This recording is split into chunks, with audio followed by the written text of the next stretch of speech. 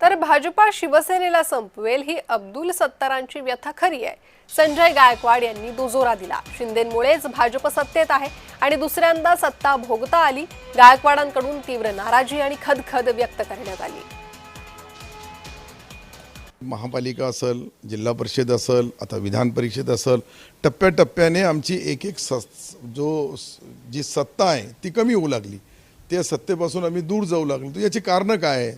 तर याची कारणं आमच्या स्थानिक लेवलचे जिल्ह्याचे भारतीय जनता पार्टीचे लोक जे नियोजन करून शिवसेना संपवण्याचा कट रचू लागले, त्याला कुठेतरी वाचा फोडावी यासाठी मी हे सर्व माहिती तंतोतंत आमच्या नेत्याला दिली।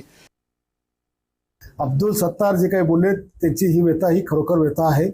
राज्यातल्या 2 कॅबिनेट मंत्र्यांना कशी मारहाण झाली त्यावर कारवाई सुद्धा काही झाली नाही हे उभ्या महाराष्ट्राने त्या ठिकाणी पाहिलं।